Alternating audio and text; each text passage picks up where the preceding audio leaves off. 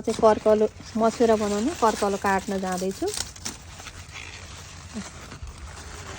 मस्यौराको कर्कलो बनाउनुलाई काटेको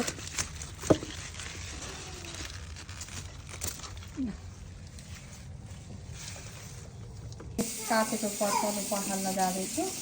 त्यो चाहिँ बालुवा माटो लागेको हुन्छ, फोहोर हुन्छ, सफा खाँदा चिरचिर हुन्छ भनेर मैले सफासँग धुन्छु अनि म काट्छु मसिनो पारेर मस्यौरा बनाउन तयार पारेको। म चाहिँ यहाँ तासेर मसिनो पारेर अनि म काट्छु। यसरी कलु मसिनो पारेर काट्न जाँदैछु। हाम्रो गाउँघरतिर चाहिँ ढिकीमा कुट्थे, यहाँ चाहिँ यसरी काटेर मसिनो पारेर भन्नु नि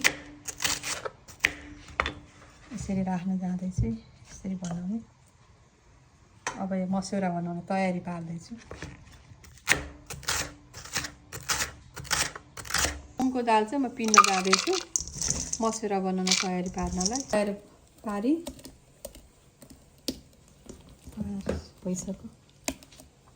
मैले काटेर कर्कलो तयार पारेर राखेको थिएँ। अहिले काटेको कर्कलो मुस्न जाँदैछु म।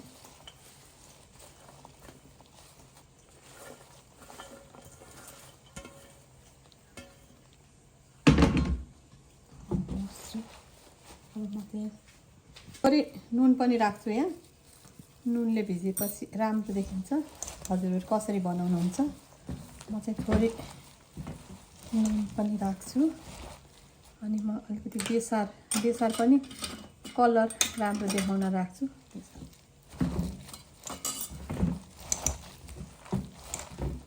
अनि अलिकति खोर्सानीको धुलो पनि राख्ने कलर देखाउनको लागि राम्रो। हजुरहरू कसरी बनाउनुहुन्छ? म चाहिँ यसरी तयार गर्दैछु।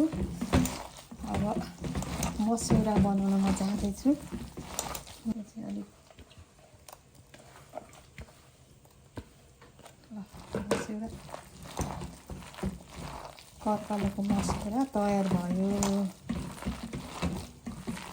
यो कर्कलाको डन्ठीको मस्यौरा बनाउन जाँदैछु। यहाँ घाम सिन्डीमा चाहिँ घाम चर्को लाग्दो रहेछ।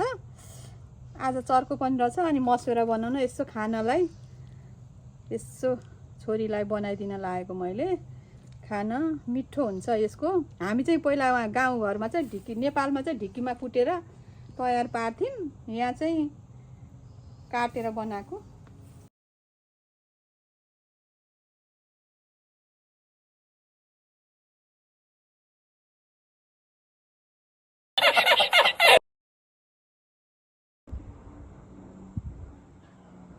अस्ति बनाएको मस्यौरा कर्कलोको मस्यौरा बनाएर राखेको थिएँ। आजको मैले बनाउन कोसिस गर्दैछु। बाली कराई बसाल्दैछु। अब म यसमा थोरै तेल राख्छु।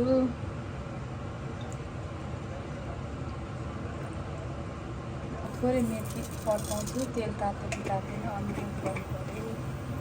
तेल मेथी पनि पड्काएँ। अब म मस्यौरा बनाउन जाँदैछु। अब यसलाई रातोसँग भुट्नुपर्छ मस्यौरालाई।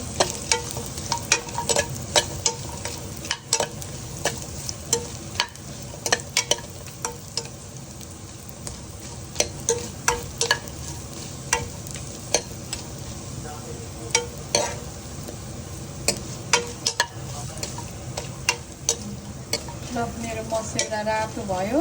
यसलाई मैले झिकेर राख्छु। मस्यौरा रातो भयो।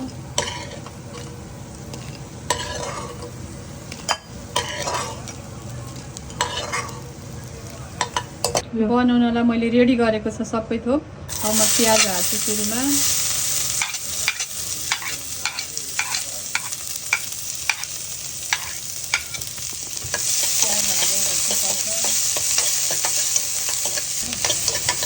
प्याज भुटेँ अनि म चाहिँ खोर्सानी चाहिँ अब खोर्सानी चाहिँ अलिक बच्चालाई खाएर आउँछ भनेर अलिक ढिलो हाल्छु।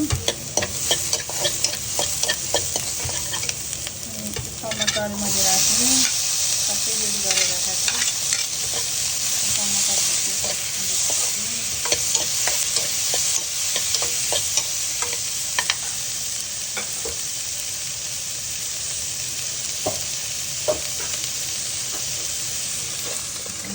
सुरुमा बेसार राख्छु मैले खोर्सानी राख्छु के अरे नुन राख्छु अलिकति खोर्सानी पनि भिडियो अलिकति छोरी राख्नु कलर आउनुको लागि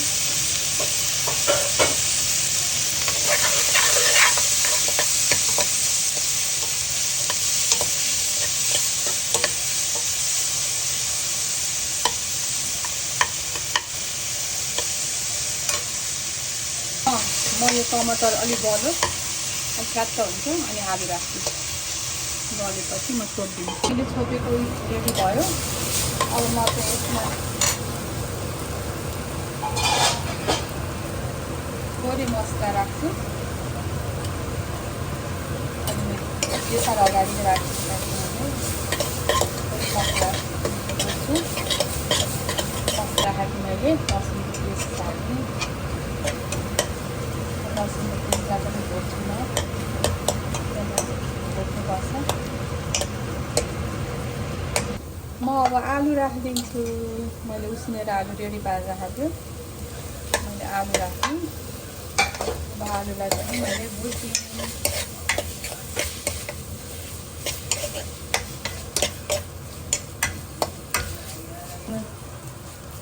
मैले आलु भुटिसकेँ अघि मैले निकालेको मसुरालाई म राख्न जाँदैछु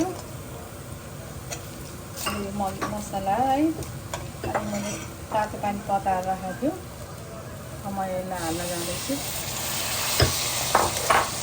अब यसलाई हल्का तातो पानीले चलाइदिनु नत्र मसुरा खुडिन्छ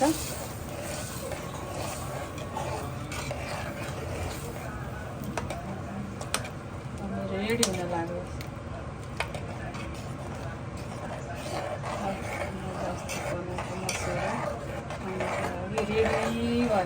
मेरो तातो मसुरा रेडी भइसक्यो एकैछिनमा रेडी भयो बनाउन चाहिँ यति सजिलो छ जाडोको लागि पनि सुप हुन्छ सजिलोसँग बन्छ रेडी भइसक्यो मेरो मसुरा हलुकासँग अब खानालाई एकछिनमै तयार ल पहिले चाहिँ यहाँ अलिकति म चढाइदिन्छु के चढाउनु अलिकति चढाएर खानुपर्छ अनि म हातमै चाख्छु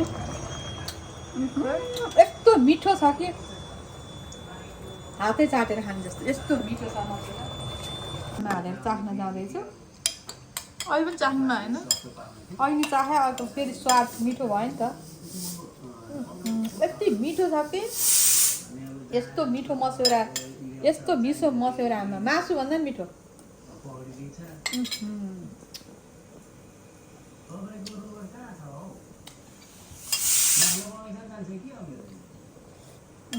म चाहिँ डबल चेक गर्न जाँदैछ है मम्मीले ढाक्नु भयो कि के गर्नुभयो भनेर मम्मीले त जे पनि मिठो भनिदिनुहुन्छ पकाएको म चेक गर्न जाँदैछु